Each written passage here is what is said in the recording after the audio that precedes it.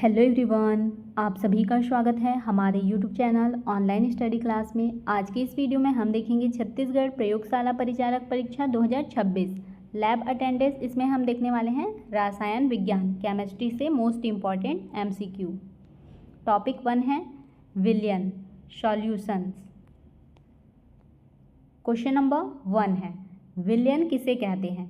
केवल ठोस पदार्थों के मिश्रण को, दो या दो से अधिक पदार्थों के समांगी मिश्रण को, विषमांगी मिश्रण को, या फिर केवल द्रव पदार्थ को। किसको कहते हैं विलयन? दो या दो से अधिक पदार्थों के समांगी मिश्रण को क्या कहा जाता है? विलयन सॉल्यूशंस। व्याख्या है दो या दो से अधिक पदार्थों का समांगी मिश्रण विलयन कहलाता है। क्वेश्चन नंबर 2 है निम्न में से कौन सा गैस में गैस का विलयन है? गैस में गैस का, धुआं, वायु, दूध, पीतल। तो कौन सा है गैस में गैस का? वायु। इसमें बहुत सारी गैसें होती हैं तो गैस में गैस का विलयन है। वायु विभिन्न गैसों का समांगी मिश्रण है। क्वेश्चन नंबर 3 है विलयन में अधिक मात्रा में उपस्थित पदार्थ कहलाता है? विलेय, विलायक, कोलाइड, अवक्षेप। क्या कहलाता है? विलायक। विलयन में अधिक मात्रा में उपस्थित पदार्थ क्या कहलाता है? विलायक। अधिक मात्रा वाला घटक विलायक कहलाता है। क्वेश्चन नंबर 4 है मोलरता का मात्रक है। मोल प्रति किलोग्राम, मोल प्रति लीटर, ग्राम प्रति लीटर, या फिर ग्राम प्रति मोल। क्या है मोलरता का मात्रक? मोल प्रति लीटर। ये है ऑप्शन नंबर बी में दिया हुआ है मोल प्रति लीटर। ये क्या है? मोलरता का मात्रक है। मोलरता इज इक्वल टू क्या है? विलेय के मोल अपॉन क्या दिया हुआ है? विलयन का आयतन। विलेय का मोल बाय विलयन का आयतन लीटर में। ये क्या है? मोलरता है। क्वेश्चन नंबर 5 है मोलरता ताप परिवर्तन से क्या होती है? ताप परिवर्तन से बदलती है, नहीं बदलती, बढ़ती है, या फिर घटती है? क्या होता है? मोलरता में ताप परिवर्तन करने से नहीं बदलती है। मोलरता नहीं बदलती है ताप परिवर्तन से। मोलरता द्रव्यमान पर आधारित है, अतः ताप का प्रभाव नहीं पड़ता है। क्वेश्चन नंबर 6 है अणुसंख्यक गुणधर्म निर्भर करता है कणों के प्रकार पर, कणों की संख्या पर, द्रव्यमान पर, रंग पर। किस पर निर्भर करता है? अणुसंख्यक गुणधर्म। ये कणों की संख्या पर निर्भर करता है। अणुसंख्यक गुण बोला है। किस पर निर्भर करेगा? कणों की संख्या पर। संख्यक है अणुसंख्यक, यहाँ से याद रख सकते हैं। अणुसंख्यक संख्या कणों की संख्या पर निर्भर करता है।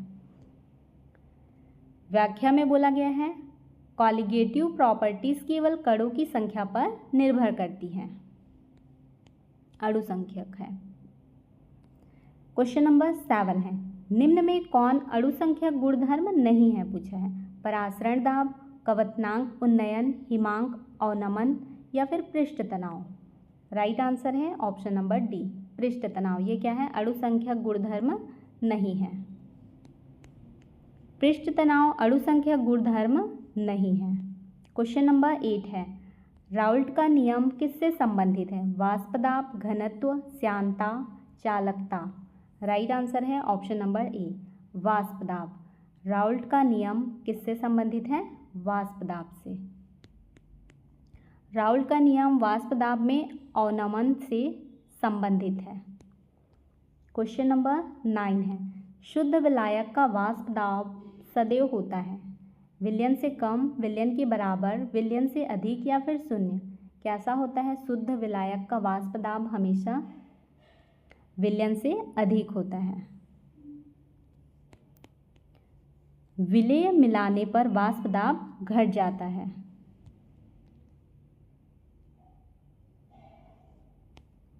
क्वेश्चन नंबर 10 है क्वेश्चन नंबर 10 है सही मिलान कीजिए। सूची 1 और सूची 2 है। परासरण दाब, परासरण दाब का क्या होगा? परासरण दाब का पाई कवतनांक उन्नयन का डेल्टा TB हो जाएगा। सेकंड नंबर Q का 2। हिमांक अवनमन दिया है तो इसका क्या होगा डेल्टा TF और वाष्प दाब का P। राइट आंसर क्या है इसका ऑप्शन नंबर A, P का 1, Q का 2, R का 3 और S का 4। सभी राशियों के मानक संकेत यही हैं। क्वेश्चन नंबर 11 है, आदर्श विलयन में डेल्टा H मिक्स का मान होता है धनात्मक, ऋणात्मक, शून्य, अनंत। कितना होता है? शून्य होता है। आदर्श विलयन में डेल्टा H मिक्स का मान शून्य होता है। आदर्श विलयन में मिश्रण की ऊष्मा शून्य होती है। क्वेश्चन नंबर 12 है, आदर्श विलयन में डेल्टा V मैक्स होता है पॉजिटिव, नेगेटिव, शून्य, अनिश्चित। क्या होता है? शून्य। आदर्श विलयन में डेल V मैक्स होता है शून्य। आयतन परिवर्तन नहीं होता है। क्वेश्चन नंबर 13 है, बेंजीन प्लस टोल्यून का मिश्रण है आदर्श विलयन, अनादर्श विलयन, इलेक्ट्रोलाइट या फिर कोलाइड। क्या होगा इसका right answer? Benzene plus toluene बोला है तो ये क्या है? आदर्श विलयन है। Option number A right answer है। दोनों समान प्रकृति के हैं इसलिए क्या है? आदर्श विलयन। क्वेश्चन नंबर 14 है, एसीटोन प्लस क्लोरोफॉर्म का मिश्रण प्रदर्शित करता है। क्या प्रदर्शित करता है? धनात्मक विचलन, ऋणात्मक विचलन, आदर्श व्यवहार या फिर शून्य विचलन। तो एसीटोन प्लस क्लोरोफॉर्म का मिश्रण ऋणात्मक विचलन प्रदर्शित करता है। Option number B right answer है। इसमें हाइड्रोजन बंध बनने से क्या होता है? ऋणात्मक विचलन मिलता है। क्वेश्चन नंबर 15 है, परासरण दाब का SI मात्रक है पास्कल, न्यूटन, जूल, वाट। राइट आंसर है ऑप्शन नंबर E पास्कल। परासरण दाब का SI मात्रक क्या है? पास्कल। परासरण दाब एक दाब है। क्वेश्चन नंबर 16 है, वेन हाफ समीकरण है PV = nRT दिया हुआ है, पाई V = nRT, V/T = कांस्टेंट दिया हुआ है, P/T = कांस्टेंट दिया हुआ है। तो वेन हाफ समीकरण कौन सा है इसमें से? पाई V = nRT। ये क्या है? वेन हाफ समीकरण है। परासरण दाब के लिए पाई V nRT लागू होता है। क्वेश्चन नंबर 17 है, शुद्ध जल और चीनी विलयन को अर्धपारगम झिल्ली से अलग किया जाए तो जल का प्रवाह होगा विलयन से जल की ओर, दोनों ओर समान, जल से विलयन की ओर, कहीं नहीं। क्या होगा इसमें? अगर शुद्ध जल और चीनी के विलयन को अर्धपारगम झिल्ली से अलग किया जाए तो क्या होगा? जल से विलयन की ओर जल का प्रवाह होगा, जल से विलयन की ओर। ऑप्शन नंबर C क्या है? राइट आंसर है। यही परासरण की प्रक्रिया है। क्वेश्चन नंबर 18 है, बार्कले हार्टले विधि का उपयोग होता है घनत्व मापने में, परासरण दाब मापने में, श्यानता मापने में, pH मापन में। इसका राइट आंसर है ऑप्शन नंबर B परासरण दाब मापन में। बार्कले हार्टले विधि का उपयोग किसमें होता है? परासरण दाब मापन में। बार्कले हार्टले एपरेट्स परासरण दाब मापने हेतु प्रयुक्त होता है। क्वेश्चन नंबर 19 है, कथन और कारण है। कथन A है, विलेय मिलने पर वाष्प दाब घट जाता है बोल रहा है, सही है। विलेय मिलने पर क्या होता है? वाष्प दाब घट जाता है। इसका कारण क्या है? विलायक के अणुओं की संख्या सतह पर कम हो जाती है इसलिए क्या होता है? वाष्प दाब घट जाता है। दोनों सही हैं और व्याख्या भी सही है। राइट आंसर है ऑप्शन नंबर A और R दोनों सही हैं तथा RA की सही व्याख्या है। सतह पर विलायक अणुओं की संख्या कम होने से क्या होता है? वाष्पीकरण घटता है। क्वेश्चन नंबर 20 है, कथन कारण। कथन A है, मोललता ताप पर निर्भर नहीं करती बोल रहा है, सही है। ताप पर निर्भर नहीं करती, यह द्रव्यमान पर आधारित है, ये भी सही है। राइट आंसर है ऑप्शन नंबर A और R दोनों सही हैं तथा R सही व्याख्या है। द्रव्यमान ताप से प्रभावित नहीं होता। क्वेश्चन नंबर 21 है, यहाँ पे बोला गया है 1 मोल विलेय को 1 लीटर विलयन में घोलने पर मोलरता होगी, क्या होगी? 0.5 मोल, 1 मोल, 2 मोल या फिर 10 मोल प्रति लीटर। ये यहाँ पे सब प्रति लीटर दिया हुआ है, तो इसका राइट आंसर है ऑप्शन नंबर ए, 1 मोल प्रति लीटर। 1 मोल विलेय को 1 लीटर विलयन में घोलने पर क्या होती है? 1 मोल प्रति लीटर मोलरता होती है उसकी। एक्सप्लेनेशन में समझते हैं। ये दिया हुआ है, ये सूत्र है मोलरता का, m = n/v। तो यहाँ पे 1 मोल दिया हुआ था और 1 लीटर क्वेश्चन में, तो ये दोनों को डिवाइड करेंगे तो क्या आ जाएगा? 1 आ जाएगा, इसलिए 1 मोल प्रति लीटर आंसर है। क्वेश्चन नंबर 22 है, जे के एल क्रम में सही उत्तर चुनिए बोल रहे हैं। मोलरता का क्या होगा? आयतन आधारित, और मोलरता का द्रव्यमान आधारित। ये क्या है? मोलरता द्रव्यमान आधारित है और मोलरता क्या है? आयतन आधारित है। एल में दिया हुआ है मोल अंश, तो ये क्या है? विमाहीन राशि है, और प्रतिशत क्या है? 100 भागों में व्यक्त। तो पहला का क्या था? आयतन आधारित, मतलब जे का 2 1 3 4। राइट आंसर है ऑप्शन नंबर, कौन सा है? Option number A, 2 1 3 4। सभी सांद्रता इकाइयों की मूल विशेषताएं यही हैं। क्वेश्चन नंबर 23 है, यदि विलयन का वाष्प दाब शुद्ध विलायक से कम हो तो, यदि विलयन का वाष्प दाब शुद्ध विलायक से कम हो तो क्या होगा? राउल्ट नियम का पालन कर सकता है, असंभव है, वाष्प दाब बढ़ेगा, कोई प्रभाव नहीं होगा। क्या होगा? राउल्ट नियम का पालन कर सकता है। यदि विलयन का वाष्प दाब शुद्ध विलायक से कम हो तो क्या हो सकता है? राउल्ट नियम का पालन कर सकता है। सामान्यतः विलेय मिलाने से वाष्प दाब क्या होता है? घटता है।